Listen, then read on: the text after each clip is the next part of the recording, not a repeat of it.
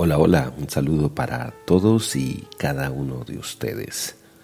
Bienvenidos a estos minutos, a este espacio que pretende simplemente orientar, ayudar, dar una guía, una enseñanza, basado en el manual de la vida, la Biblia como tal, que yo personalmente creo que es la guía de vida, ese libro donde están recopiladas todas las formas y maneras como el hombre puede ser feliz.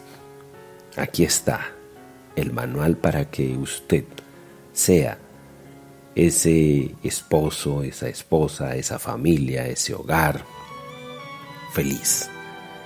Aquí están los secretos para prosperar, para salir adelante, para superarme en la vida. Esa es la Biblia para mí. Para mí la Biblia no es un manual religioso, es un manual de vida. Y efectivamente todo lo que hablamos en este espacio está sustentado en lo que dice la palabra de Dios. De manera que bienvenidos todos a este espacio maravilloso. Mi nombre es Guillermo Rodríguez. Bienvenidos.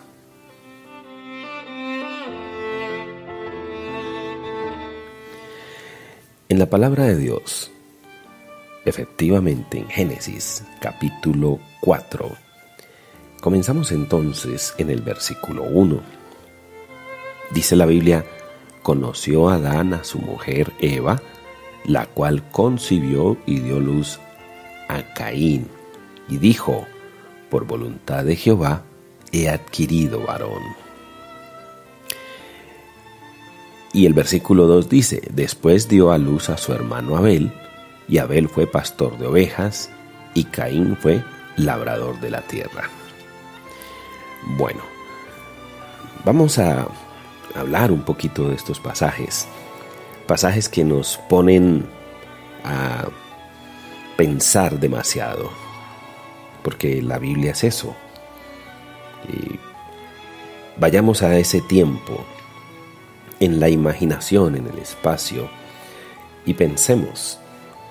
En el capítulo 4, ya Adán y Eva habían sido exiliados del paraíso, de aquel huerto, de aquel Edén, con toda esa provisión, bendición y todos esos regalos que Dios le había dado, pero que el hombre de una manera había desistido de vivir en esa bendición, porque en un momento se dejó engañar por aquella serpiente y termina desobedeciendo el mandamiento del paraíso. ¿Cómo era la vida en Génesis capítulo 4 de Adán y Eva? En el exilio. Ellos, por lo que se dice en este versículo, según lo que plantea la Biblia, dice: por voluntad de varón, por voluntad de Dios he adquirido varón. Por voluntad del Señor, Dios me regaló un varón. En pocas palabras, lo que deja entrever este versículo es que, aunque Adán y Eva habían sido sacados del paraíso, ellos seguían creyendo en Dios. Pero la pregunta es: ¿cómo creían? ¿De qué manera y de qué forma? ¿Cómo era esa relación? Porque ellos tuvieron y disfrutaron de dos instancias diferentes. Vivieron a Dios de una manera maravillosa, personal, donde vivían en un paraíso con todas las bendiciones que ya hemos expresado en programas anteriores. Pero ahora, en el exilio, cuando ya no estaban en el paraíso y cuando ya las condiciones, digámoslo así, eran más duras, porque habían desobedecido a Dios, entonces se dio la muerte espiritual. Hubo muerte espiritual. Pero a pesar de esa muerte espiritual, ellos estaban viviendo digámoslo así, una religiosidad, una tradición. Sabían que existía el Señor de los cielos, pero habían desistido de vivir bajo los mandamientos de Dios. Entonces vienen los hijos y no sé, me viene a la mente y al corazón una escena como esta. Imagínense Adán y Eva en su casa, alrededor de una mesa, compartiendo algunos alimentos. Está Adán, está Eva, está Caín, está Abel. Y de repente surge una conversación. Entonces de repente Eva dice: tuvimos un paraíso y ya no estamos allá. Y de repente ellos no hablan claramente que comieron el fruto que no debían de comer, sino que en un momento dado ellos más bien culpan a Dios, porque la tendencia humana siempre es eso, a excusarse uno y a echarle la culpa a Dios. Entonces diría de pronto Eva o Adán: es que no sé por qué Dios nos sacó del paraíso.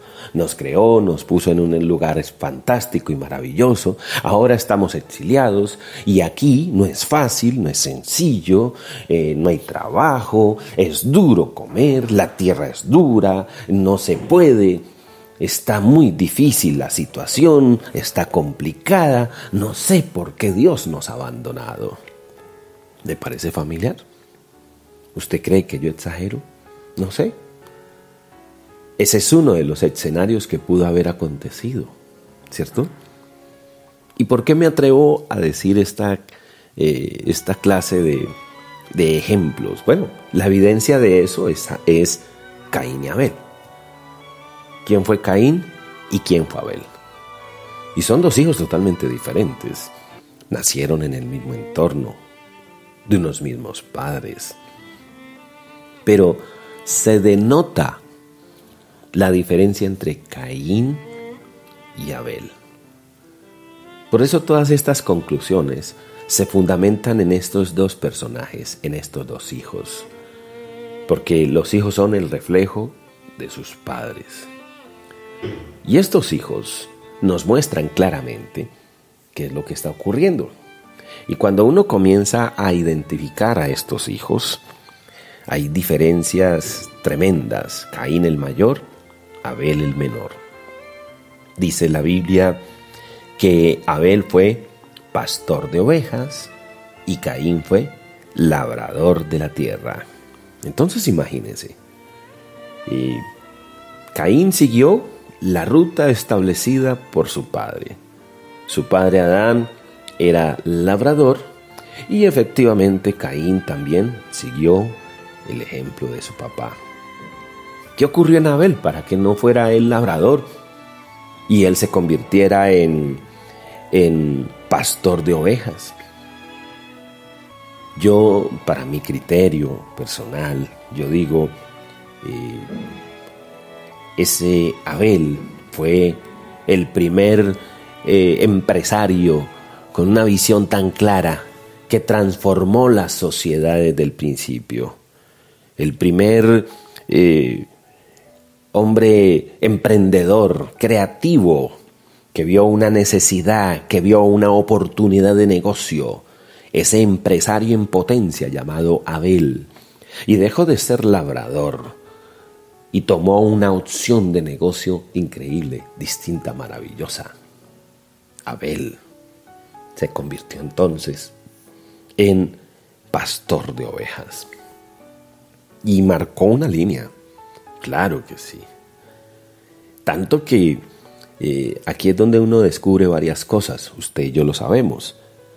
De alguna manera, Caín veía a Abel con envidia, rivalizaba con él. ¿Qué tenía Abel en el corazón y qué tenía Caín?